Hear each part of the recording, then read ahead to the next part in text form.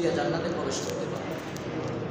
কোনো ব্যক্তি হিসাব দিয়ে জান্নাতে প্রবেশ করতে পারবে না। হিসাব যে যার কাছ থেকে আল্লাহ নিবে হিসাব সে করবে বিপদে। আল্লাহর কাছে দোয়া করতে হবে, আল্লাহ হিসাব ছাড়া জান্নাতের ফয়সালা। আর একটা মিনিট বাবা জাহান্নামের আগুন বরদাস্ত করার মতো শক্তি কারণ আল্লাহর নবীজি জান্নাত দেখে বড় খুশি হয়েছে, জাহান্নাম দেখে নবীজি চিৎকার মেরেছে, কেমন করে আমার উম্মত এই জাহান্নামের আগুনে চলবে। নবীজি জাহান্নাম দেখার পর নবীজি যতদিন জীবিত ছিল ততদিন পর্যন্ত নবীজির চক্ষুগুলো শুকায় নাই, শুধু কান্না আর কান্না। সাহাবায়ে কেরাম নবীজির কথা শুনছে, বিশ্বাস করে নিয়েছে। আর সাহাবায়ে কেরামেরও কোনোদিন আর আরামের ঘুম হয় না কবরের বই। আর বর্তমান সমাজ কেমন হয়ে গেল, কবর খনন করে লিঙ্গি বেড়া লিঙ্গি হাঁটুর উপর কাপড় তুলে কবর খনন করে। শুধু তাই নয়, কত কোথাও দেখো ভাইয়া উঠাইরা সিগারেট টানে আবার কে খানে। কবর খনন করবে যে ব্যক্তি, এই ব্যক্তিরও আল্লাহর ভয় নাই।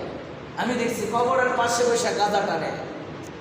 আর আগেরকার মানুষ কবর দেখলে চিৎকার মারতো, এই কবরে আমার যাওয়া। পরিস্থিতিটা কেমন হয়ে গেল। এই জামানার দিকে আল্লাহ নবীজি ইঙ্গিত করে ১,৫০০ বছর আগে বলছেন, মান তামাসসাকা বিসুন্নতি ইনদা ফাসাদি উম্মতি ফালাহু আজরু মিয়াতি শাহীদ। হে আমার সাহাবারা, এমন এক জামানা চলে আসবে, তোমরা তো এখন আমি যখন বলছি আমার সাহাবারা দিনকে দুনিয়াতে বুলন্দ করার জন্য, দিনকে আল্লাহর দিনকে জমিনে কায়েম করার জন্য জীবন দিতে হবে। সাহাবারা জীবন দিতে প্রস্তুত, কল্লা দিতে প্রস্তুত। জানেন না, শুনেছেন ঘটনা, বেলালকে নির্যাতনের স্টিম বেলালের উপর চলছে, বেলালের মুখে কালিমা চলছে। সুমাইয়াকে লজ্জাস্থানে তীর মারবে, এই মুহূর্তেও সুমাইয়ার মুখে কালিমা ছিল। খাব্বাবের উপর নির্যাতনের স্টিম চলছে, খাব্বাবের মুখে একাত্মবাদের কালিমা ছিল। কারণ তাদের চোখের সামনে আখিরাত ছিল, কারণ তারা আল্লাহকে ভুলে নাই, তারা দুনিয়ার জীবনকে জীবন মনে করে নাই। মুহূর্তের পরে যে জীবনটা শুরু হবে সেটাই হলো প্রকৃত জীবন।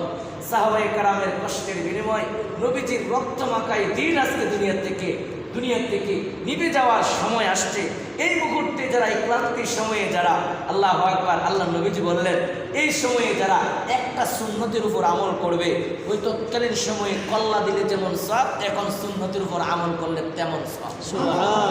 কথাটা বুঝতে বড় কঠিন হয়ে যায়, তাই না? না না, কঠিন হওয়ার কোনো বিষয় না।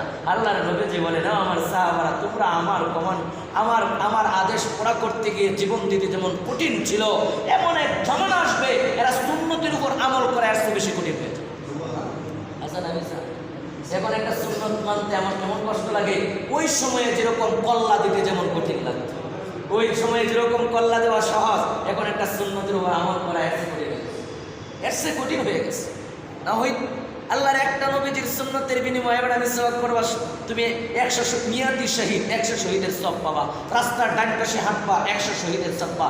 জিন্দেগানি সরফে করতাম দর হালতে বন্দেগি, মন্না হাসিল শৌমা করতাম দর হালতে বন্দেগি। জিন্দেগি কোন জিন্দেগি, কোন জিন্দেগি, জিন্দেগি পর বাহরে মকসদ বন্দেগি। লজ্জত আন্দর আহলে দি পাই ওয়াস্তে আন্দর জান্নাতান। যে ব্যক্তি কলবের শান্তি পাইছে ওই ব্যক্তি জান্নাতের শান্তি পাইছে। বোঝার ব্যক্তি কলবের শান্তি, সে লোকটা বাদশাহী মানুষ। আল্লাহু আকবার। মুসলমানের গোটা জীবন হবে ইবাদত। মুসলমান রাস্তার ডান পাশে চলবে, 100 শহীদের সওয়াব তার আমলনামায় জমা হবে। মুসলমান সুন্নাত তরিকায় চুল কাটবে, 100 শহীদের সওয়াব তার আমলনামায় জমা হবে। মুসলমান এক মুষ্টি দাড়ি রাখবে, মুমিন তুই 100 শহীদের সওয়াব পাবি। সুন্নাত তরিকায় চুল কাটবি, 100 শহীদের সওয়াব পাবি। মাথার টুপি দিবি, নবীজির আদর্শ, 100 শহীদের সওয়াব। সুন্নতি পোশাক, 100 শহীদের সওয়াব। বিবির সাথে মুস্কি হাসি দিয়ে কথা বলবা, 100 শহীদের সওয়াব পাইবা। আহা, কতই নাই এই উম্মতের সওয়াবের ভান্ডার। এজন্যই তো নবীজি বলছেন এই উম্মত জাহান্নামে কেমন করে যাবে আমার তো মনে হয় না। এক রাত্রিতে ইবাদত করবে, 1000 মাসের সওয়াব পাবে।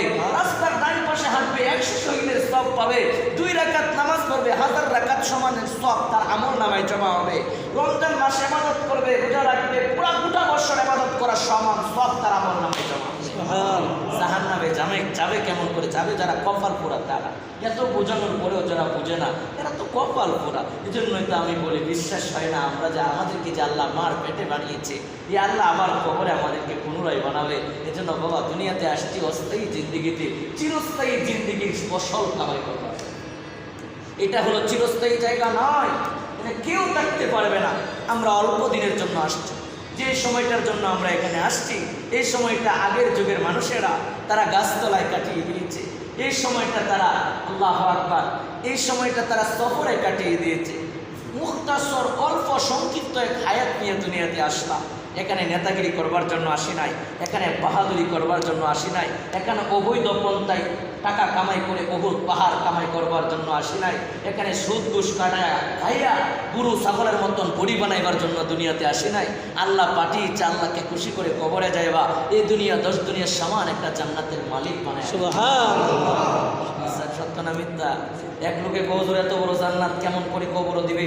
আরে বেটা, কথা তো সত্য। এটা আগের বিশ্বাস করার যুক্তি ছিল, এখন অবিশ্বাস করার কোনো যুক্তি নাই। কারণ বিজ্ঞানের যা কিছু আবিষ্কার, তার চেয়ে আল্লাহর কোরআন পরিষ্কার। একটা টাচ মোবাইলের ভিতরে যদি গোটা দুনিয়া ঢুকাইতে পারে, তা আল্লাহ এই কবরের ভিতরে এই দুনিয়া 10 দুনিয়ার সমান একটা জান্নাত দিতে পারবে না? আরে কথা কোন না? একটা টাচ মোবাইলের ভিতরে যদি গোটা দুনিয়া মানুষ ঢুকাইতে পারে, তা আমার আল্লাহ এই কবরের ভিতরে এই দুনিয়া 10 দুনিয়ার সমান একটা জান্নাত ঢুকাইতে পারবে। ছোট্ট একটা মেমোরির ভিতরে যদি 14 তলা বিল্ডিং ঢুকতে পারে, এই কবরের ভিতর রেলগাড়ির চেয়ে বড় সাপ দিতে পারে। মানুষ যদি পারে, তা আল্লাহ পারবে না? এক লোকে দোকান দিয়েছে, দোকান দিয়ে সিসি ক্যামেরা লাগায় রাখছে। সিসি ক্যামেরা লাগায় রাখা মনিটরে ওর ঘর থেকে সে দেখে দোকানে কি হয় না।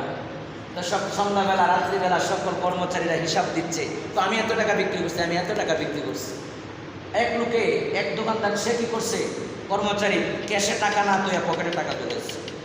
এটা কিন্তু মনিটরে ওই যদি দোকানের মালিক উনি দেখছে, সবাইকে ডাকছে, এই হিসাব দাও, তুমি কত টাকা বিক্রি করছো? তো আমি এত। তুমি কত? আমি এত। তুমি কত? আমি এত। তুমি কত? আমি এত। সবাই হিসাব দিচ্ছে। ওই লোকে বস, আমি আজকে বিক্রি করতে পারি নাই।